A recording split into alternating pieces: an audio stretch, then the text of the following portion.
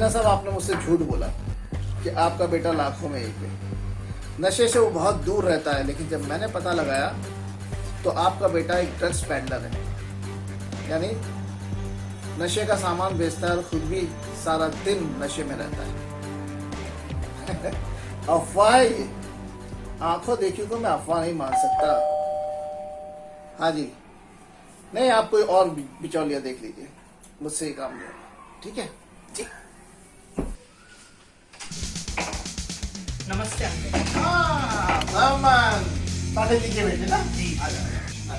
कल पापा आपसे मिलने आए थे ना, इसीलिए आज मैं आया हूँ। अरे बेटा, कल तुम्हारे पापा आए थे तो कह रहे थे कि तुम्हारे लिए एक सुशील सुंदर लड़की तलाश कर दूं, पर बेटा लड़की ढूंढने के लिए थोड़ा वक्त तो दो। अरे अंकल, वही तो कहने आया हूँ। आप पापा की बातों को सीरियसली मत लो।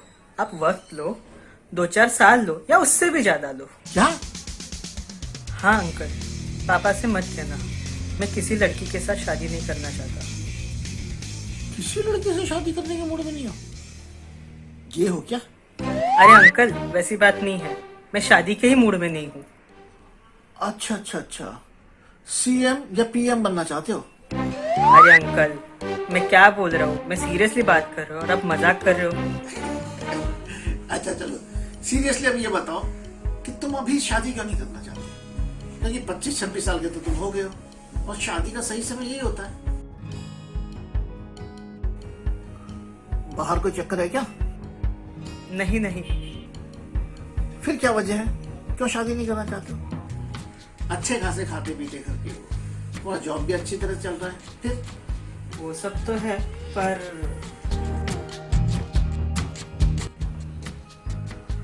एक बात तो बेटा समझ में आ रही कि कोई वजह है। खुलकर बताओ और इत्मीनान रखो कि जो बात तुम्हारे पिताजी को पता नहीं चलनी चाहिए ना, वो पता नहीं चलेगी। ऐसी भी कोई खास बात नहीं अंकल, बस मुझे किसी का इंतजार है।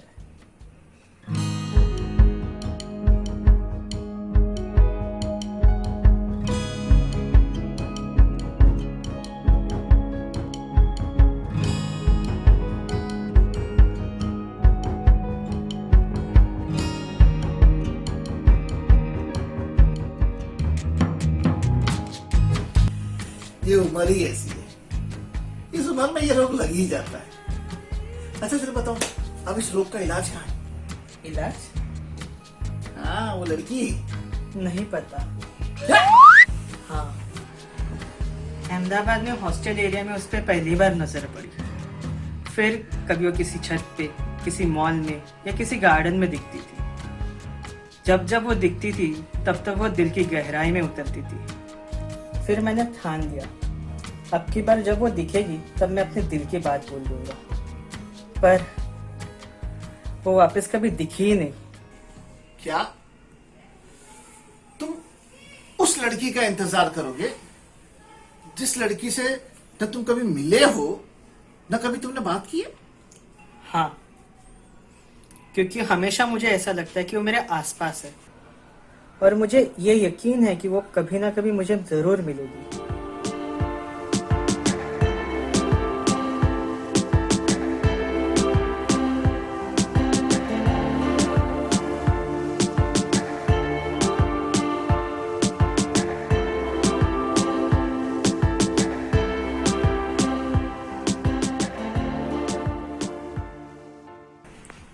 जो तुम कह रहे हो और जो इंतजार तुम करना चाहते हो ना, आम भाषा में उसे पागलपन कहते हैं।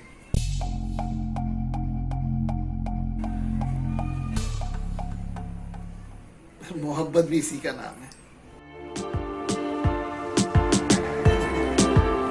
हाँ बेटा, पर ये जिंदगी है और इसे ना बड़े प्रैक्टिकल तरीके से गुजारना पड़ता है, इसलिए इसमें इंतजार की भी ना एक हद होनी चाहिए। आपकी नसीहत में जरूर याद रखूंगा, पर जो हद में बन जाए वो मोहब्बत कैसी, और जो हद से ना गुजरे वो मोहब्बत कैसी। क्या बात है बरकरदार। आदाब अर्ज है, चलता हूँ।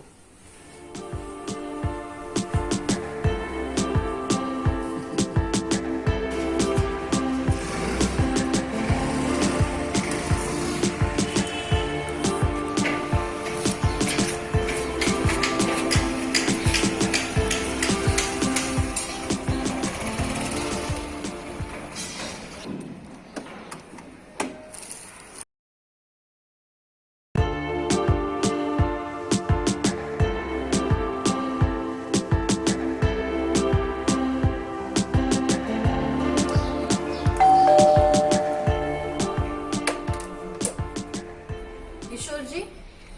हाँ सर आई एम सिमरन, आपके क्रेडिट कार्ड के लिए बात हुई थी मेरी। हाँ हाँ हाँ, करेक्ट करेक्ट, आइए आइए आइए प्लीज आइए, बैठिए। क्या है ना कि मैं क्रेडिट कार्ड के बहुत ज्यादा पक्ष में नहीं रहता। मेरे हिसाब से ये सारी चीजें मेरी समझ में नहीं आती, लेकिन मेरे सारे दोस्त लोग हैं वो कहते हैं कि नहीं, एक क्रेडिट कार्ड तो होना ही चाहिए। तो मैंने बोला चलो बना लेते हैं एक। हाँ सर, टाइम हैज चेंज और आजकल सब डिजिटल होता जा रहा है, तो एक कार्ड तो होना ही चाहिए। और वैसे भी कभी भी इमरजेंसी आ सकती है, तब ये कार्ड बहुत काम आए। एक मिनट, हम इससे पहले भी कभी मिले? No sir, I am sure we are meeting first time. I am also sure about that, but फिर भी मुझे क्यों लग रहा है कि हम लोग कहीं मिले हैं। No no sir. एक मिनट, एक मिनट।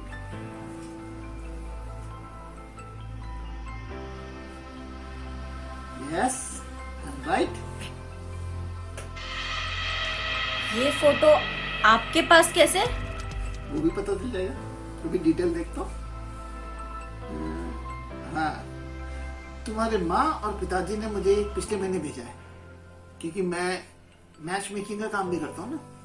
मैंने उनको मना किया था। बच्चे तो हमेशा मना करते ही हैं, पर माँ बाप का भी तो अपना कोई फर्ज होता है ना। पर जिंदगी तो हमारी दांव पर लगती है ना। आप मेरे इस शादी के मैटर को सीरियसली मत लीजिए, क्योंकि मुझे अभी किसी लड़के से शादी नहीं करनी। किसी लड़के से? मतलब आप गड़बड़ है? Mister Kishore, mind your tongue. Sorry, लेकिन अक्सर लड़कियों की शादी लड़कों से ही होती है ना, और आप लड़कों से शादी करने में। मेरा मतलब है मुझे अभी शादी नहीं करनी है। क्यों? मेरा मूड नहीं है। तुम्हारा भी मूड नहीं है? हा? मेरा भी नहीं है। क्या मतलब? मतलब तुमसे पहले भी एक लड़का आया था, उसका भी हाल तुम्हारे जैसा ही है। उस बेवकूफ को किसी अनजान लड़की का इंतजार है।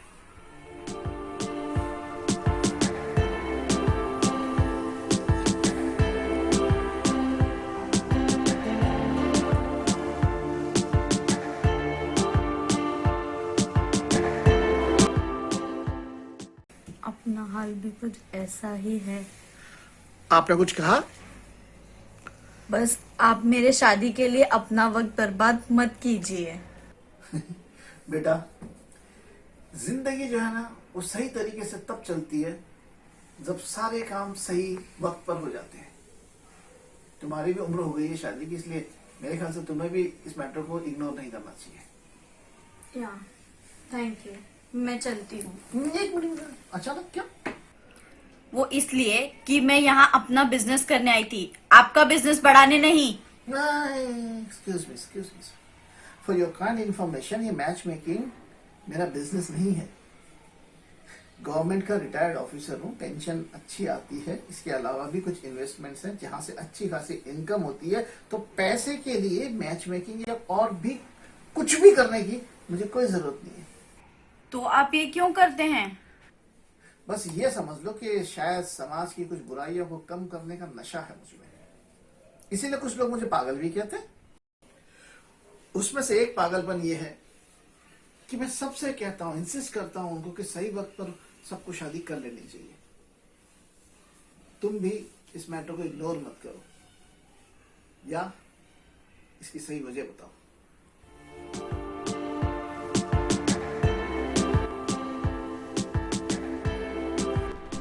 इश्क है, इश्क की वजह क्या बताए, मुलाकात हुई नहीं उनसे, कहानी क्या सुनाए। इंतजार में मजा है, इंतजार करने दो। दिल बेकरार है, बेकरार रहने दो। आ गया करार तो जिंदगी थम जाएगी। बेकरारी में मजा है, बेकरार रहने दो।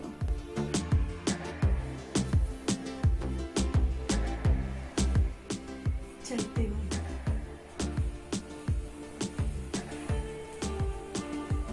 Made for each other. Yes! मैंने कहा था ना अंकल, पापा की बातों को सीरियसली मत लेना। अरे बेटा, मैं तुम्हारे पापा की नहीं तुम्हारी बातों को बहुत सीरियसली ले रहा हूँ। तुमसे मैं कह रहा हूँ, तुम मेरे कहने से नहीं, एक बार उस लड़की से मिल लो, एक बार मिल लो, तुम्हें यकीन आ जाएगा। मैं ना उसकी तस्वीर दिखाता हूँ। रहने दीजिए फोटो, अरे एक बार देख तो लो बेटा। रहने दीजिए ना, कल 1 बजे मीटिंग फिक्स कर देना। पक्का मेरी ऑफिस में? Done. Done done done done.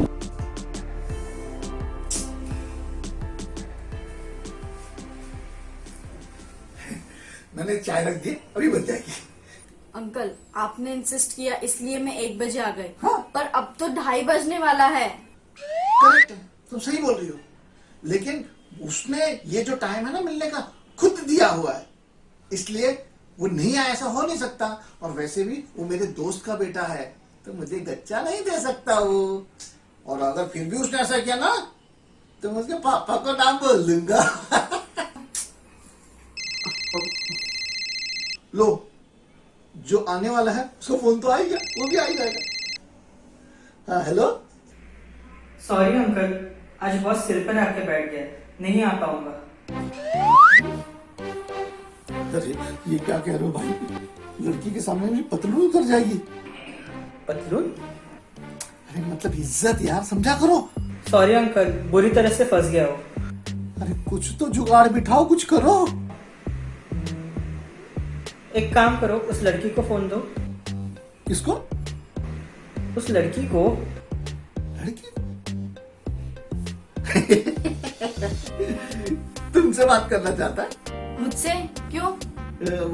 वो शायद ना चिड़िया उड़ वाली कहानी सुनाना चाहता होगा, सुन लो। आपको मजाक सूझ रहा है? ऐसी सिचुएशन में सोचता मुझे, अदरवाइज तो मैं बहुत सीरियस किस्म का बंदा हूँ। सुनिए एक बार। अच्छा चलो, मैं स्पीकर पे डाल देता हूँ, फिर सुन लेना। ओके रमन, मैंने स्पीकर पे डाल दिया भाई, फोन बोलो।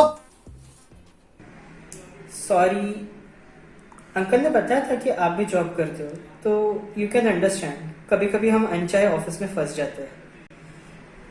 आज भी वही हुआ है। Extremely sorry once again. अगर आप ठीक समझे तो कल इसी समय 1 बजे मिल लेना, और आप लेट आकर बदला ले लेना। हंसी मतलब हंसी। हाँ भाई रमन, तुमको उन्होंने माफ कर दिया, क्योंकि वो ना बहुत बड़ा और बहुत प्यार भरा दिल रखती हैं। तो कल हम 1 बजे मिलेंगे। Okay okay. कल 1 बजे मिलेंगे। Okay okay, bye. बाय।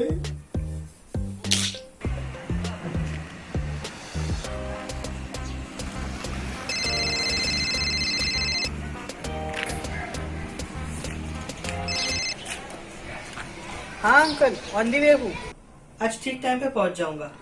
अरे आज नहीं बेटा, आज सिमरन नहीं आ रही है। क्यों? रोड पर ऑयल पड़ा हुआ था, तो उसकी स्कूटी स्लिप हो गई है। ओह नो, ज्यादा चोट तो नहीं आई उसे? हाँ कह रही थी उसके पैर में थोड़ी चोट आई है, बोल रही थी 2-4 दिन में ठीक हो जाऊंगी। तुम्हारे लिए एक मैसेज भी उसने भेजा है, मैं तुम्हें फॉरवर्ड करता हूँ। ओके। ओके। इन दोनों के मिलने में इतना विघ्न क्यों आ रहा है? नारियल फोड़ना पड़ेगा क्या?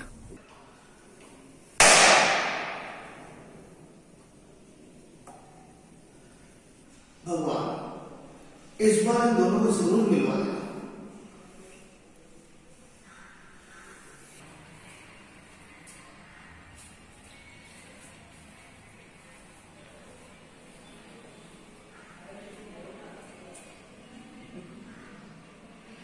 कितने बार सुनेगा ये मैसेज? सुन ले। अरे वाह, आ गई। नारियल काम आ गया।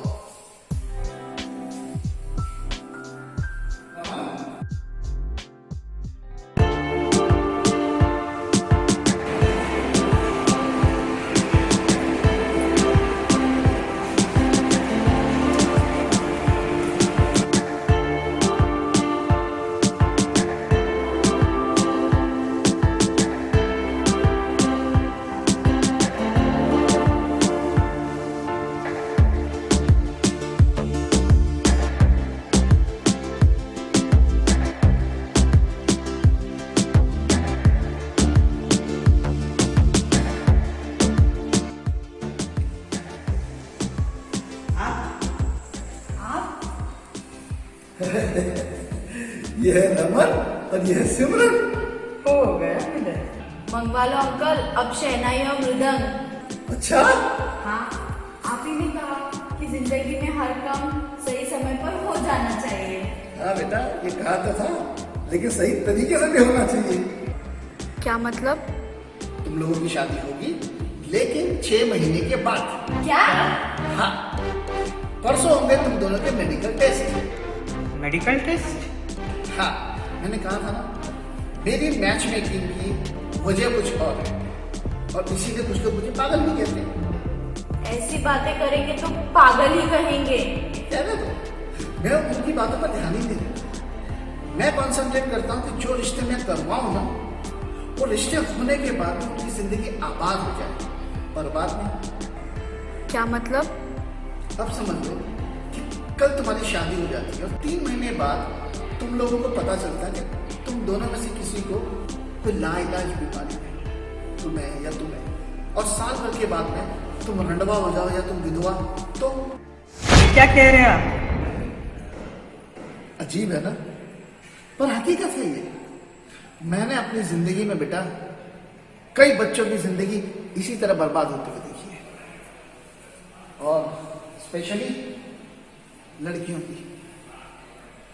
इसीलिए मैं शादी में कुंडलियां चेक नहीं करता, मैं मेडिकल रिपोर्ट चेक करता हूं। मैं शादी के लिए लड़का लड़की ढूंढने में भले समय न लगाऊं, पर शादी करवाने में मैं बहुत समय लेता हूं। उसकी वजह है कि मैं चाहता हूं कि उस दौरान लड़के लड़कियां आपस में मिलें, उनका परिवार आपस में मिले, कई बार मिले, एक दूसरे को समझें, उसके बाद रिश्ता हो। क्योंकि हमारे इस देश में मोहब्बत भले 4 नहीं 40 बार हो जाए, लेकिन शादी सिर्फ एक बार होती है।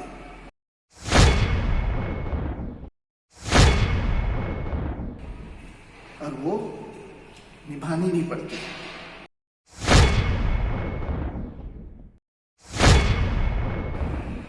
इसलिए जब बार बार मिलोगे, परिवार एक दूसरे से मिलेगा, और जब उन्हें लगेगा कि ये रिश्ता होने लायक है, तभी शादी होनी चाहिए। क्योंकि जब एक बार शादी हो जाएगी तो उसे निभाने की जिम्मेदारी जो है सिर्फ लड़का या लड़की पर नहीं होती, उनके परिवार वालों पर नहीं होती। लड़का लड़की गलती करे तो परिवार को उन्हें लड़ाना नहीं, समझाना होगा। और लड़के को लड़की से दहेज का लालच छोड़ना।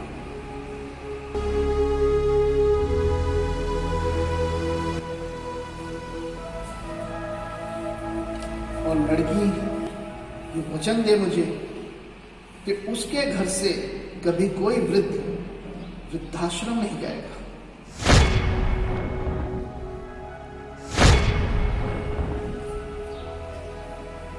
बोलो, क्या तुम लोग मेरी इन शर्तों को पूरा कर सकोगे?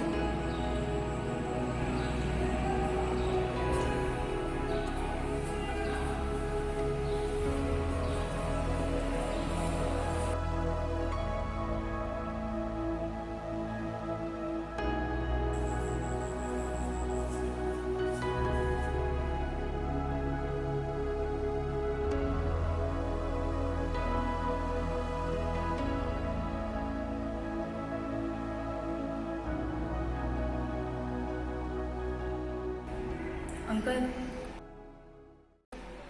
हमें आपकी शर्तें मंजूर है।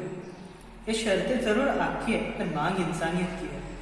वृद्धाश्रम में वृद्ध पहुंचता है तो दोष बेटे को दिया जाता है, पर यह समाज भूल जाता है कि इसके पीछे हाथ किसी की बेटी का होता है, जो तब उस घर की बहू कहलाती है।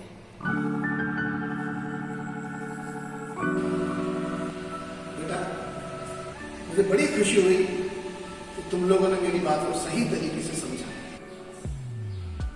अब मुझे लगता है कि मेरा अंदाजा और तुम्हारा इंतजार दोनों एकदम सही थे।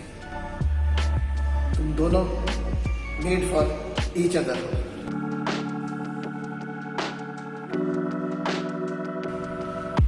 All the best and God bless you.